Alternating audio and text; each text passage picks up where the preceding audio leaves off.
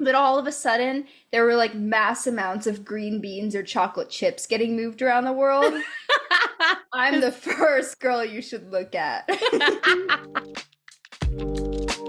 Where do the quiet gays? Where are the quiet gays supposed to go? So the thing about the Sparks game is I have to buy 3 tickets. I know. That's like $50 plus. I know. Like I would totally go if it was just me, but I don't know. I'll have to see how I'm feeling. We shall see. Yeah. But what are your Pride plans? I don't know. I kind of forgot about it, so I like literally don't have any. I mean, I'll come Okay, join see me you tomorrow. Well, okay, Yeah. so my plans got all mixed up. So I'm definitely gonna go to WeHo. So I don't know what time the Pride Parade is. I don't know what time any of that Okay, is. so the parade is until Sunday, which I'm gonna take the girls to and my mom. So obviously join us. Come Okay. hang out with me and my kids and my mom. Tell you like where we're gonna be at what time and whatnot. You can just meet us. I need to figure out if we like bring chairs or do we just stand? I don't know. I've never been. I haven't either. Oh my God, it's gonna be our first one. But yeah, come hang out Saturday too. I don't really know what I'm gonna be doing. Or like, do you want to just like go hang in WeHo instead of going to the beach? Yeah. Okay, let's meet up tomorrow for like a brunch in WeHo. Okay. And then just like wander around and find like another little outdoor patio thing to sit at and watch the cool people walk by in cool clothes. Okay. Cool. And there's a USA game on. For soccer? Yeah. So part of me wants to like go hang out at High Tops tomorrow, like early before a bunch of people get there and get a What? spot. I don't know if they're Where's gonna High play Tops? That's in WeHo? hmm Yeah, it's like a gay sports bar. Okay. But they said they're having a DJ from like 1 to 6. But I feel like they might probably still have the game on, right? Probably. Maybe. Well, I don't I guess know. I could I really call. don't know. Yeah. But you're kind of down for whatever. Yeah. Okay. Okay, so I need to cut my shirt though. I have a But Daddy I Love Her shirt and I need to cut it into a crop and I want to get like a red so that the text is in red and I want to get like a red belt because I'm gonna wear jeans. Red belt, white shirt, crop top, But Daddy I Love Her. And then I want like the same color red, like one of those silky bandanas. I want to like curl my hair and put it on like that. I think Oh, it'd be that'd really be really cute. cute. I know. So it's just whether I'll do it before tomorrow or for Sunday. Man, I didn't even think about what to wear. We're old. We don't have to. Although you are. You're not old. No. Oh, I put man. minimal effort into mine. I ordered a shirt. Oh, Um, did you see Kristen Press and Tobin Heath their yeah. merch drop? I ordered one of the shirts. Oh, I ordered I love loving girls. they're so cute. They're Those so cute. photos. Oh my God. They're like, please just always be happy. Although I did see on Twitter that Uh-oh. apparently Kristen Press's injury is going a little backwards. So she has like a membership only space in the re-ink like community. And I guess she just like posted an update and no one like is reposting the update, obviously, because it's like behind a paywall. But everyone's like, we're so sad. They're like, she's trying so hard, like another setback. Like, so I feel so bad. I just want to see her play one more time. Just one more time. Just put her on the field for 10 minutes.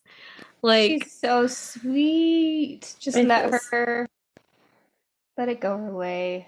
I feel like I'm gonna sneeze. Sorry, that's why I look like this. So I'm like waiting for the sneeze to come. look at the light.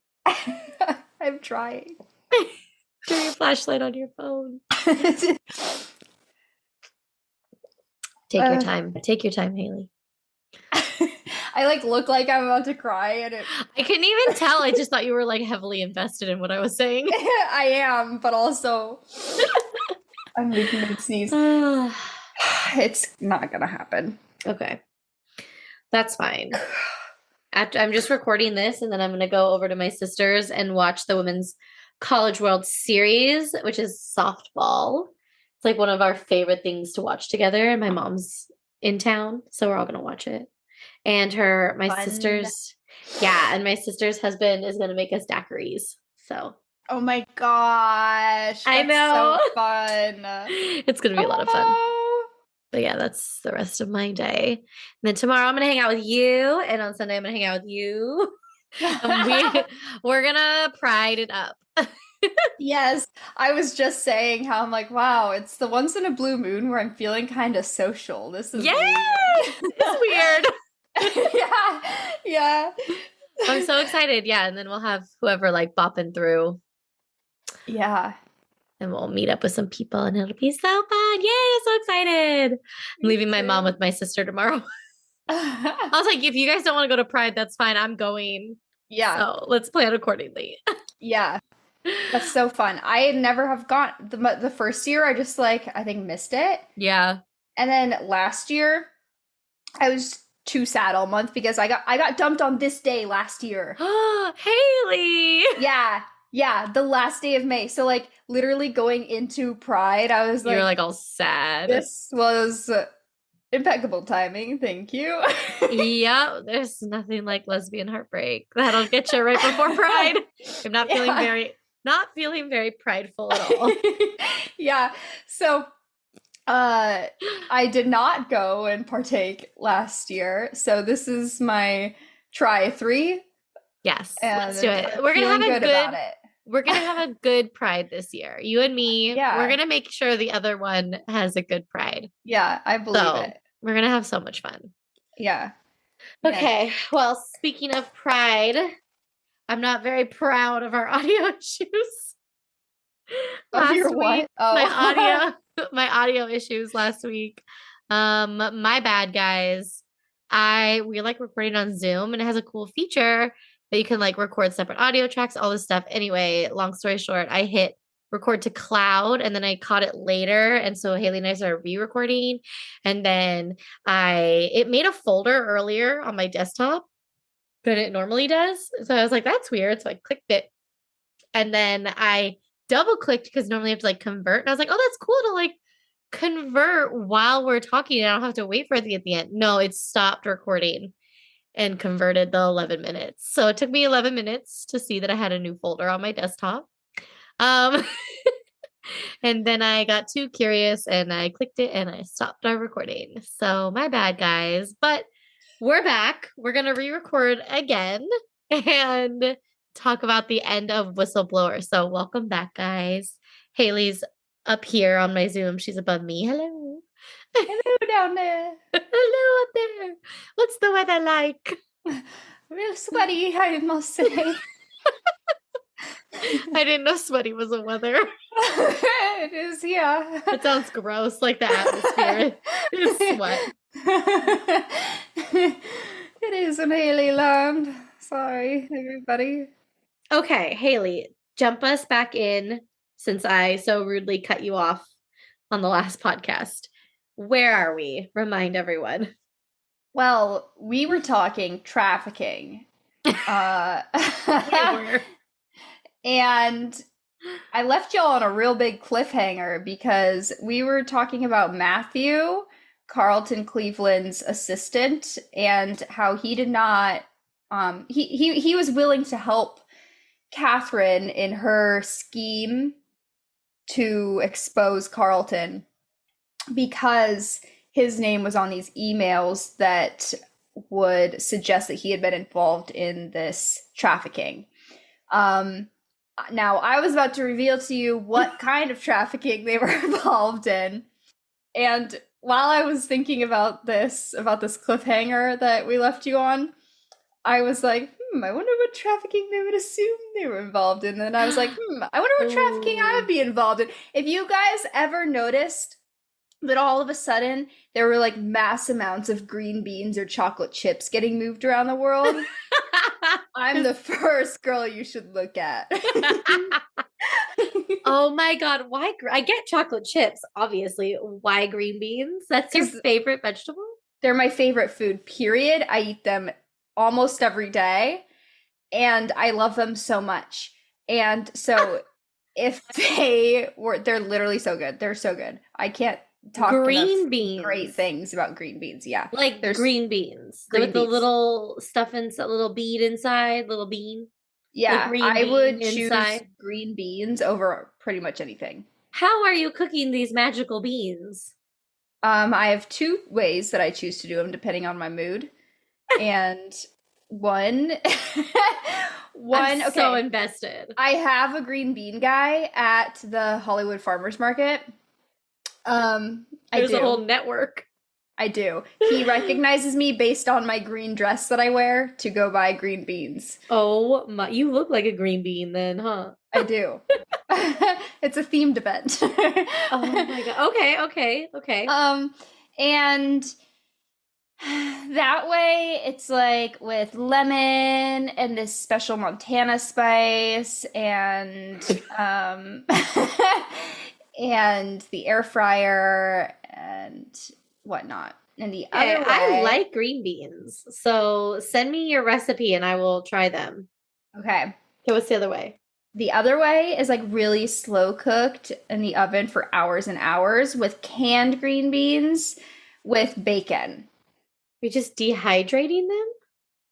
No, because you leave all of the juice from the can in there. So like there's still, and then you drink the juice at the end. Your face. That is some Montana shit, Haylie. No, it's just me. No one else knows this.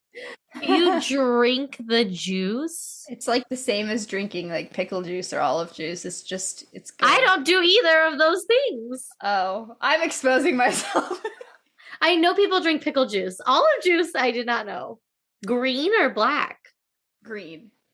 Well, see, I would have gone more with black. I love black olives. Okay, learn new things every day. Love this. Yeah. So, Okay. You would traffic anyway, green beans. what would I traffic? Bagels. I love bagels. You would traffic like Ooh. you would traffic like secret microphones that you would put in places to like listen. I would love to listen to everyone's conversations. Yeah. Like, oh my god, that's a superpower I would want. Stuff. I'm not mentally stable enough to handle that. Oh, I'm not either. Don't get me wrong. I would hate it. I couldn't handle that power. Well, Catherine Cleveland is not trafficking in green beans, bagels, chocolate chips, or secret microphones. So what are we talking about here? Well, Catherine's not trafficking in anything. Carlton. Carlton is trafficking in ammunitions. And why are you laughing? I love how you chose the word ammunitions. I'm sorry. I thought it was like weapons, but specifically ammunition? Like bullets? It has to be guns too, Haylie. I don't know. Does this all fall under the same? It's been like 2 weeks since we read the book now. We're like, wait a second. Okay, anyway. So they're trafficking things used in war. Yes. I keep bringing this voice out. I hate it. Why do I do this? They're trafficking things used in war. Ammunitions, some may say guns. And Matthew, his name is on these emails, and he's like, man, I can't be exposed as part of this. I don't want to go to jail. I'm a lowly assistant. Yeah. So he's like, okay, I'm going to help. I'm going to help Catherine because she's threatening to expose me as part of this. Yes. So what Catherine does is she goes in there and she has this meeting with Carlton where he talks real nasty to her. He says some real derogatory things to her. Yes. Everyone else is like leaving these two alone, okay? And he is making threats to her. He's getting in her face, and she's trying to get him to admit Right. that he played a part in this whole like weapons trafficking scheme. And Mm-hmm. he does. He admits it. He's basically like, yeah, like so what? What are you gonna do about it? I'm gonna be the president of the United States. Like I'm gonna have so much power. There's nothing you can do. Right. And is just being very abusive towards her. And all of a sudden, his team comes running in, and he's like, and they're like, "Oh my gosh, you've been live streaming on Twitter! Oh no!" Which I Abort, didn't even know that was abort. a feature. It is. I A did lot of not know like that. gamers use it. Interesting. I thought gamers use Twitch and like YouTube. They do. Mainly they use Twitch. I think not very many people use Twitter. Okay. But it is an option Yes. if So that's what he's you're looking for. he is being live streamed on Twitter, which I have to say, bold move. Like Yeah. such a bold move to like not know whether he was going to like actually admit to it or if like even if he was gonna hit her, like could you imagine if he had hit her on Oh the my live God. stream? Oh Like my that would have gosh. been, I mean, not that certain people would actually care. They'd probably like him more, but um yeah, it was a great plan. I was impressed. I was shocked. I was like, when I read it in the book, I was like, oh, and then I was like, okay, that was so genius. But I like had a real reaction to it, which Yeah. I thought was so funny. I laughed at myself. Yeah. I don't wish, obviously, that like he hit her, but I do. Right? Just to like stick it to him and be like, told you. Like Yeah. fucking told you. Yeah. Same. I mean, obviously we don't wish Catherine getting hit, but Yeah, like just to prove because he's already done it and no one believed her. exactly. Just so that everybody could see it for their own eyes and be like, look, Yeah.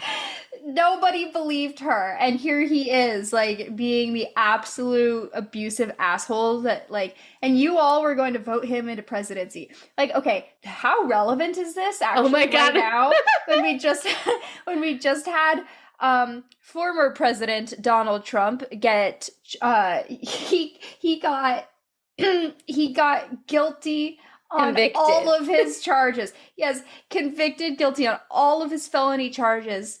I just Um, broke the news of this to my mom in the car an hour ago.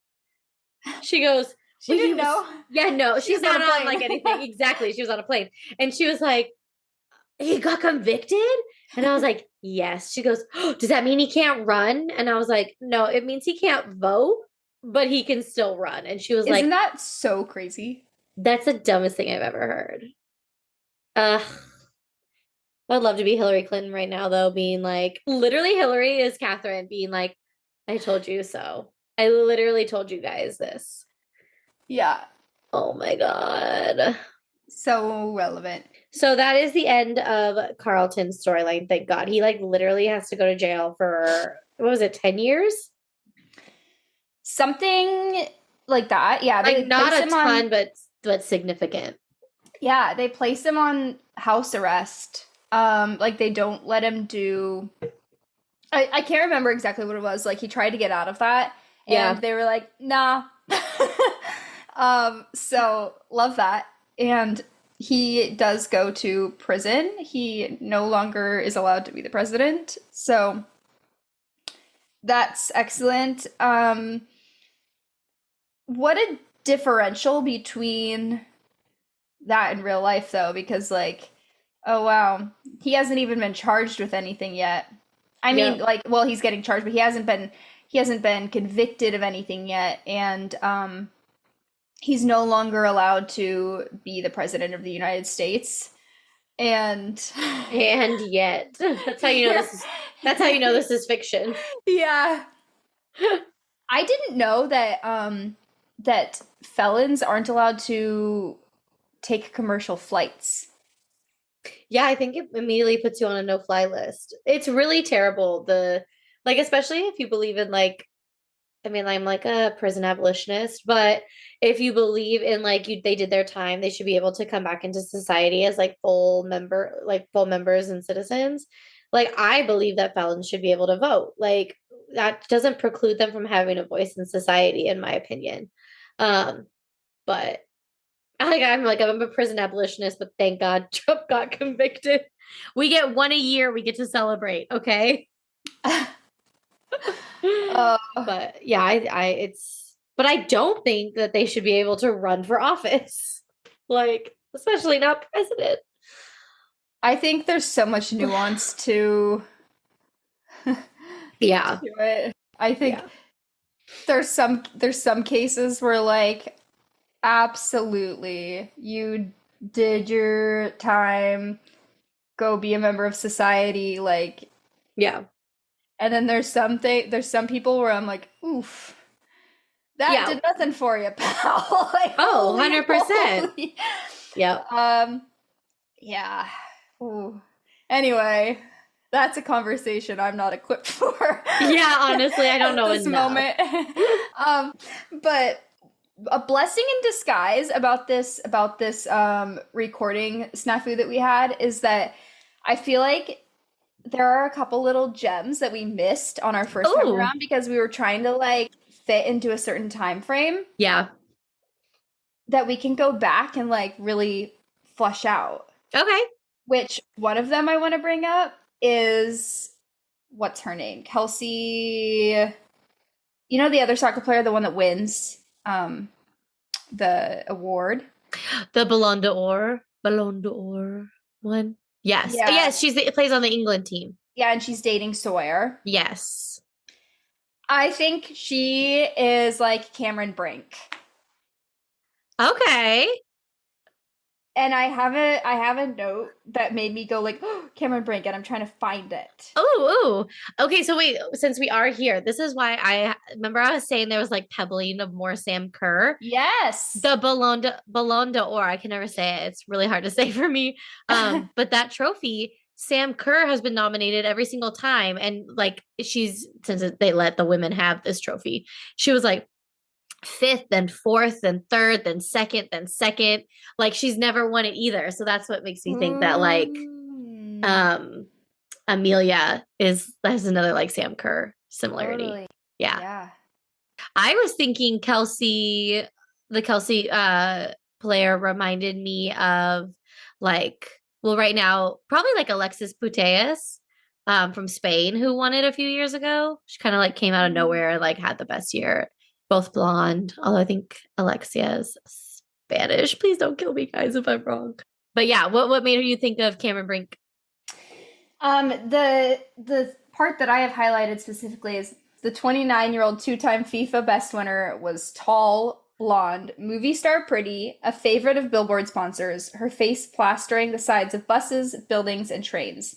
If England had a face of football, Kelsey Evans was the cover queen. And Cameron Brink is like that for basketball right now. I saw the best tweet, and I'm gonna butcher it, but it was basically saying that like the Sims put out another Cameron Diaz, but this one plays basketball. Oh my gosh. And I was like, that's so true. It's like same paragraph, different font. Yes. When you discover an artist before everybody else does and you feel like really special. Yes. Okay. That's how I feel about Cameron Brink because I'm always like behind everyone on sports because I did not grow up with TV. So I didn't grow up watching any like professional sports or college sports or whatever. And like everybody that I'm friends with is always super into sports and I'm like, oh my gosh, yeah. And I'm like excited about them. But then I'm always like 3 steps behind them on keeping up to date. Yeah. Okay. Cameron Brink. I knew about before everybody else.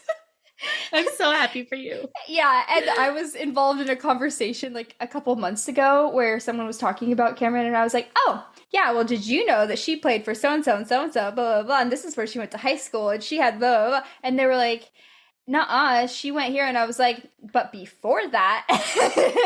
And they were like, really? And then looked it up and I was right. And I was like, I told you. Of course. Because one of my very best friends used to play against her in high school. And so when I would like look at the stats or watch her games, then I would always see Cameron. And like my friend was one of the standout players in the state, and so was Cameron. So they were always like put head to head as the Yes. star players in these games.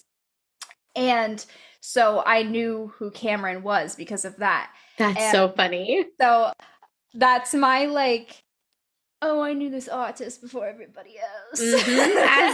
As you should, Haylie, as you should. It's so exciting for me. And now she's in LA, part of the Sparks. Yes. And she looks like a movie star. I know, and she's so tall.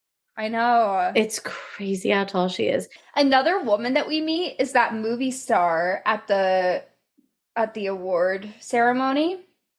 Who comes up and like wants to dance with Alex. And Alex is like, oh my God, I can't believe this A-lister is interested in me and is hitting on me, but like avoid at all costs because she's flirting so much and she just like does not give a shit that Oh she's yeah. Catherine. And like Catherine even comes up and this girl's like, oh, you're the girlfriend, and is so dismissive to her. And I just thought that was so that was so funny. I mean, it's Alex, who's just like this normal girl who's no longer a normal girl, you know? Yeah, and to like try and dismiss Catherine is so funny to me. We get to see them express how they feel about each other to other people, which of course we didn't get to see that in the first or second book. So I loved that part being put in there because it's like not like necessary for the plot, but like it's so good to see just how cute they are together. And the banter was so funny. Yeah, and also just that Alex does end up having one dance with her just to kind of like play with Catherine a little bit. So funny. That was a cute part. We did miss a couple gems, didn't we? Yes. I'd like to talk about Caleb like calling Alex and Alex deciding not to answer the phone.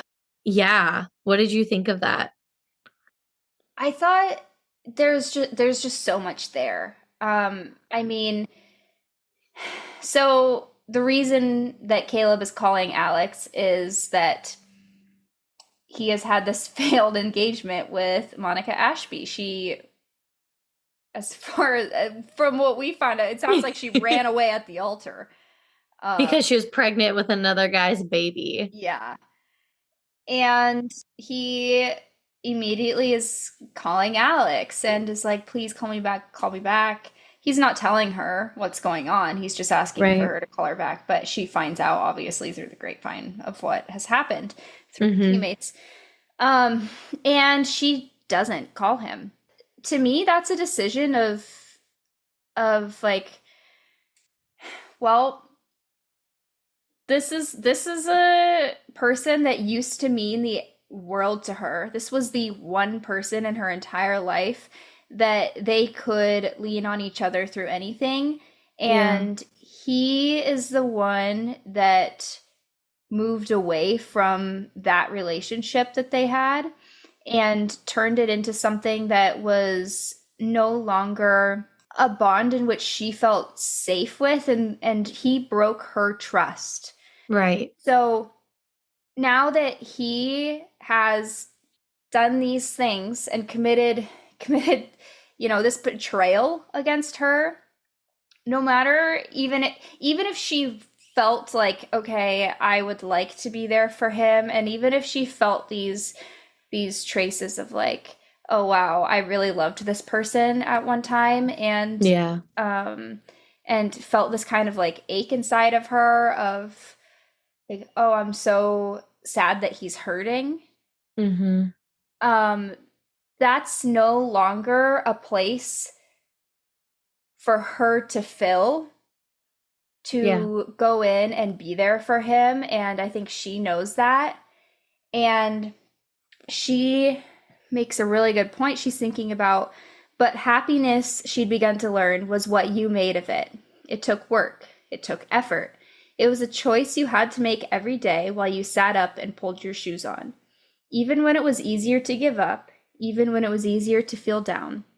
It was a journey you had to take, and one you often had to take alone. Caleb, she suspected, might never find that. For as long as Alex had known him, he depended on other people to determine his worth, to show him his value. And that's, I think, a really poignant thing that she's thinking about, because Caleb, it's almost like he has a mirror next to him all the time. And for a long time, it was Alex that he had reflecting to him. And then it was Monica. And now he's trying to go back to Alex. He's never alone. He's never, ever been alone. And he doesn't know how to be alone. And like you said before, he doesn't know how to sit in hard feelings. Like Monica doesn't either. And Alex had to learn how to sit in hard feelings. And she really learned not only how to sit in the hard feelings, but how to take those and turn them into something good for herself. Yeah. And she knows that if she does actually want to help him, then she has to let him do that. And running back to be there to catch him isn't going to do anything to help either one of them. No, not at all. That was such a small little piece that got brought up, but I really liked it. Yeah. No, it's tying up all the loose ends. You know, what's going to happen with Caleb? Well, no, he's clearly not going to be a character anymore. Yeah. Which is great because we don't need him. He sucks. I'm a Caleb hater. I hope that you figure things out. I hope your life gets better, but you can't move forward with the people you've hurt in it anymore. Yeah. Another thing that I thought was really interesting was the press in this book and the way that they talk about Catherine. Yeah. Because the British press is like the worst press in the world. Yeah. And they twist Catherine into this like really terrible villainous monster. In both the light of her divorce and the light of her business with her dad. Yeah. So it's coming in on like all ends of her personhood. And it's just so interesting because it really reminded me that, oh, we really actually don't know what's going on in somebody's life. In anyone's life. Yeah. Yeah. And we have so much speculation about like every celebrity ever and what kind of person they are and what they're doing and the actions that they've taken and what that means about them. But like people can really just say and print anything and then everybody can run with it. Yeah. And who is to ever check us and say like, oh, that never happened. And this is actually, and like, I mean, people could say that, but it would take up their whole lives. Yeah. Yeah. Yeah, I think Catherine did well to not respond to it. I feel like that's how I would do it too. Just be like, say whatever you want. I'll address things in the deposition, you know? Then you guys can read what I have to say. Yeah, I thought Catherine was pretty mature on that point because what are you going to do? You're just going to give them more fuel for their fire. Yeah. Yeah. I felt so bad though. I know. It's never, it has to, I'm like talking like I know. I'm like, it's never fun for that to happen. In all of Lauren's scandals. My manyest scandal. I've had like half a scandal my whole life, but I can't imagine that it would be easy to go through and be on just the receiving end of so much vitriol and hate for the masses just to like, yeah, it sucks. Yes. Okay. So we're coming to the end of the book. We have the World Cup. So USA plays the Netherlands. Is it the Netherlands or Sweden? I don't know, but I do know that Australia played Colombia in the semifinals and USA played, it doesn't matter because they came in second anyway because Australia won. So, but that means that Australia, Amelia and Alex from the US are not going to meet each other at the World Cup, which I think is a good thing. I think they played England in the semifinals.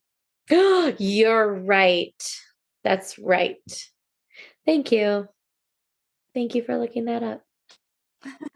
She's just smiling at me. Okay, yeah, take us away. What happens in these two games and then ultimately the final? Well, in the semifinals with the U.S. and England, first of all, we have a fun little matchup with Sawyer and Kelsey playing against I each other. know. Yes. And we have a really scary moment that I as a former WAG was like literally the scariest thing that could possibly happen. Alex got hurt badly. Very badly, like stretcher off the field badly. That's so scary to see anyone go off the field on a stretcher. Yeah, and Catherine, I just got my watch went off, and it's my cousin just commented on my Instagram post and said Rango. And if that doesn't describe me, I am Rango. You are so Rango. Shout out Ben. Thanks, Ben. Anyway. Okay, Rango, continue. Anyway, yeah, so she gets taken off on the stretcher because she goes up for a header. I think they're having like a set piece. There's a corner kick coming in. Yeah. And Alex goes up to try and get a header into the goal, and they both miss the ball, and it's just a like head on head collision situation, and Alex is knocked out. Terrible. And everybody's like rushing over to her. She's not moving. She's just laying there like limp on the field. Yeah, because she's unconscious, like literally knocked out. Yeah. So she's out of there. And what was really sweet was the way that Halsey's aunt reacted to this. Yeah. You want to tell about that? I don't remember. Halsey's aunt was like immediately comes over to Catherine and gathers her up and just is like takes her down into the guts of the stadium to take her to Alex. And there was a security guard, and the security guard's like, you can't come through here. And Halsey's aunt was like, oh, you want my niece, who's the keeper of the U.S. national team, to put you all over social media? What's your name? And he's like, okay. Fine. Okay, I do remember this. I just had my memory jogged. And then wasn't there something like she's her family, so she can go in and Yeah. Because he was like, well, if her husband is coming, and she's like, she doesn't have a husband, it's me. Like, I'm her girlfriend. Yeah. And also Catherine was worried about like, well, don't you want to finish watching Halsey? And she was like, girl, I've seen Halsey play so many times. Like, she would kill me if I didn't get you down here to Alex. Are you kidding me? I love that. Yeah. Just like the best. What an aunt. Honestly, she's awesome. She was in the other book too, in the second book. Mm-hmm. And I was like, I like this. I love that Jen brought her back because I really loved her. She's the ultimate Midwestern character. Yes. Oh my God. Yeah. I love that. That's so true. She's just like, no, we're going through. I don't care what you say. Oh, my mom was telling everyone this story. I was in Nebraska like 2 weeks ago. And she was telling everybody this story about me when we were in Italy. And I have no recollection of this. I was like 16. But apparently I was Halsey's aunt in this moment. Apparently we were waiting to get on a bus in like the Rome city center. Yeah. And multiple buses had come, and all the Italians were just like getting on the bus, and my family very like, oh, yeah, sure, just get ahead of me, you know. Aww. Which I hate walking behind my family in crowds because we will never move. We will never, ever move, ever. So I've got to get in front. Like, there's no quicker way to get me enraged than to stand behind my sister in a crowd. And so my mom said, I have never seen this kid before. You just, after like the third bus came, you just grabbed the tickets out of my hand and you grabbed us and you said, everybody, we're coming through. And you like pushed through the crowd and you led us to the front. You're like, and I was like, wow, I don't remember that. I probably blacked out. Like, You were blacked out with rage. yeah. Yeah. But I'm like, yeah, that's a real Halsey Aunt moment, I guess. That's so funny. You were the inspiration for sure. So yeah, so Alex is out as she's on concussion protocol, so she doesn't play in the third, fourth place game either. But Australia moves on because they beat Colombia. So it's an England Australia World Cup final. Yes. So it's like a neck and neck match, like back and forth. And they end up going, it's 1-1, I believe, at the end, and they go to extra time. And it's like about to go to penalty kicks. And Amelia makes this like beautiful run, and she definitely could have scored it, but instead she like passed it off. And her teammate scored it, who's like the young up and comer of the team, since like I almost said Sam Kerr, since Amelia Walker is like kind of like she's older, like I would say like Alex Morgan age, right? She's been on the team for a really long time. And Jen writes in the book how she like wrote it, and it's like passing of the torch, kind of like Amelia's so selfless and like such a good person. And Alex is like thinking about it in this way too, of like she's such a great person and she knows when to hold and when to fold, kind of. And knew that this would be better for like Australian soccer if it went this way. And it's like crazy to have like that mindset during a game. Yeah.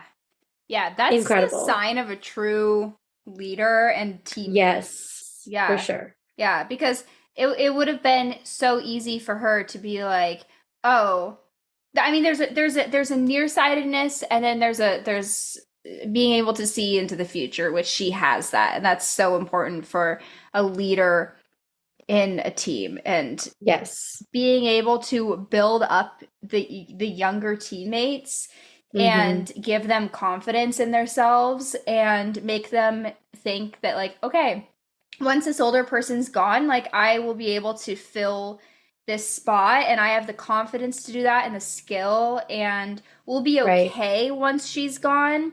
That's what she just did with that one simple pass. And she took a risk because she knew that she had the capability and she knew she had that moment and the opportunity, and like passing it off and potentially giving up that win was a big risk on her part. But like that was a payoff that she gambled in her mind in that spot, and it worked out for her. Right. So Australia wins the World Cup, which I don't think Australia, I loved, because this reminded me of like Australia's brilliant run in the World Cup this past time. Just like electrifying the nation. I was like, I love that was, I don't know which came first. Was it like psychic on Jen's part? Or was it like she wrote it after? I have no idea. We'll have to ask her. I think that it would be so fun to let's just say that Jen's a prophet. I think she is, because I do think this came out before. But yeah, it just reminded me of like Australia's run, and I thought that was really cool. Okay, and then our last little piece is what happens with Greyland. Yes. I love it. There's like two key things we have to talk about. So we'll get there. Number one, the engagement. You tell the engagement, I'll tell NWSL. Okay. This engagement is so me-coded. It is. I could totally see this exactly how you would get engaged. So they're on a little stroll, and Catherine is like, hey, Alex, I want to give you something. And Alex is like, okay, cool. And Catherine gives her a ring. And Alex is like, Catherine, what is this? And Catherine is like, well, it could be anything you want. And whatever gives me the least amount of rejection is the path I will take. And Alex is like, Catherine, please tell me what you want this to be. And Catherine's like, well, what do you want it to be? And Alex is like, Catherine, are you asking me to marry you? And Catherine's like, if you want me to. If you say yes, then yes. Yeah, and Alex is like, I would like for you to ask me to marry you. And and Catherine is like, okay, if you want me, then yeah, would you do that? Would you marry me? She's like so unconfident in this, but like she wants, like that's what she's trying to do this whole time. And Alex is like, yes, I want to marry you. And so then they're engaged, and the whole thing is so funny because Catherine is like literally trying to propose, but she's so scared of doing it. And then Alex is like, please just ask me to marry you. Like, come on. God, woman. I'll say yes.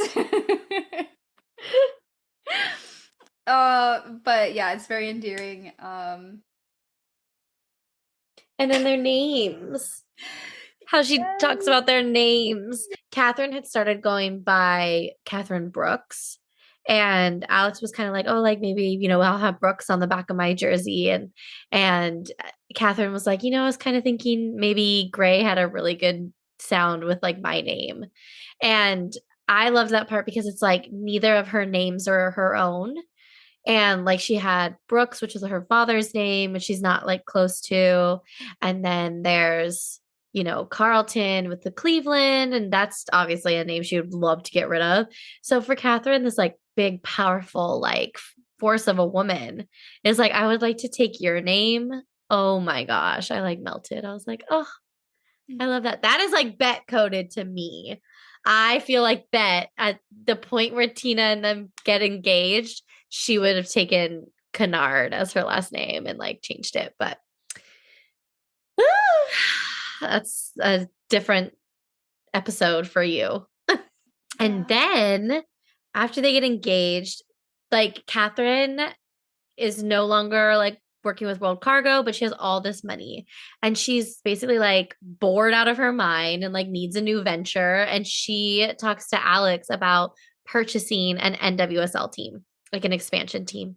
And I'm just like, that is the coolest thing, which I found out that there's like a precedent for this. So the Russian women's league is like huge. It's like bigger than the men's league. It's because this guy fell in love with this Russian basketball player and then like bought her team, bought multiple other teams, got his buddies to buy the other teams, and they're just like pouring money into it because she like loves it.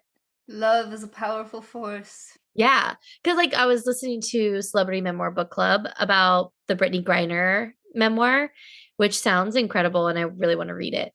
But she was talking about how like Brittany Griner is a huge celebrity over there. Like all the women's basketball players are huge celebrities in Russia. And she goes and plays like every off season and a bunch of them do. But they actually get paid well. They like get treated well. So it was like crazy when she obviously got arrested, but like it was very high profile over there as well. So I thought that was really interesting. So Catherine is going to buy this expansion team and was like, I think this would be good for us even after you retire. Like you can come help me with it and like, keep your foot in the soccer world after retirement. And I'm just like, power couple. I just love them. I just love it. What a great like end to this book to be like, and they lived happily ever after with their NWSL expansion team and married and I'm just a Disney princess at heart. I love the idea of love driving the economy. Oh, I love that. That should be someone's catchphrase. Also, this is literally the perfect situation because Catherine, business mastermind, who is like learning about soccer. She has the wellness of these soccer players in mind. Right. And she has that aspect, but she also has like the business mind to really further the team and the NWSL as a whole and do a lot of good for women's soccer. And then this is really good for Alex because we know that women athletes have, and soccer players in particular, because of the pay issue, have a really hard time once they hit retirement because they have spent their entire career, a lot of them. We also have women athletes that have done really awesome things, like they are a doctor at the same time that they're playing in the NWSL, or they have like all these other careers. And we see a lot of female athletes branching out and starting businesses at the same time that they're playing in the NWSL. And that's a lot of that is out of necessity because they can't afford to live off of the salary that that they're earning in the NWSL, which is an issue. But also some of it is foresight because they know that retirement is coming up at a much earlier age than retirement for the general person in their career. So like you hit 35, you're going to need to retire, maybe earlier than that. And everybody else, you're like 65 and you're retiring, right? So what are you going to do when you've spent your entire life up to this point pouring everything into this one skill and this one career, and now you're 35 years old and you have to start over from scratch? So for Alex, this is like the perfect storm that now everything that she's already been building, she can just continue and take that momentum into this ownership of this new team. And like exactly what you're saying, this is the perfect powerhouse situation that is like not only ideal for the team, but also ideal for both of these individuals. And like, so exciting. Literally perfect. I actually wasn't expecting that. I was like, this is the most perfect ending with the proposal. And then I was like, no, this is the most perfect ending with the NWSL expansion team. I thought it was so good. So I'm looking forward to book 4, which I hope is an Amelia book or an Elle or Natalie book. I would read this whole universe. Oh, I absolutely will read the whole universe. I hope that the next one is Amelia. Okay, same. I agree. Because I love Amelia. Okay, I love that. Okay, we did it. We did our first technology re-record. I'm so proud of us. I know. Okay, so next week we have Mutual Benefits with Riley Butte. Mm-hmm. She will be on talking with us, and I promise I will have it read at some point. I'm 40% read. Yes, I'm excited. I'm so excited to talk to someone else about books. I know. Not that I don't love talking with you, but it's always fun to have someone come into our conversation. Yeah, I'm excited too. It's going to be super fun. Yeah. And then we will pick another book. Maybe we could put a poll. Maybe you guys on our Instagram, we could put a poll and you guys can give us book recommendations. I guess that'd be a question, not a poll. We'll do both. We'll take all the recommendations and then we will put them in a poll for you guys to vote on. Does that sound like a plan? Yeah. This is the first time Haylie's hearing of this because it's the first time I've had this thought. And Haylie's like, yeah, it sounds good. Yeah, that'll be really fun. And then we'll pick our next book. And I really want to do another 1 or 2 episodes of the L Word and maybe a movie episode we'll throw in there too, just to keep the content coming because I'm a slow reader. And Haylie's a fast reader. So she always has to wait for me. It's okay. I have some filler books that I read. You're literally reading multiple books because I can't get my shit together. I really like the media episodes though. I know. Well, it's good for me because I get to read about things other than lesbians. So why would you want to do that though? Because it expands my mind. The lesbian fiction expands my mind. No, you're right. The last non-fiction book I read is Sapiens, and I love it. It's like this anthropologist, and he like takes you through the history of humans. Nice. Okay, guys, we love you. We will see you next week with our guest co-host. Raise the roof. Raise the roof. And on that note, bye. Bye.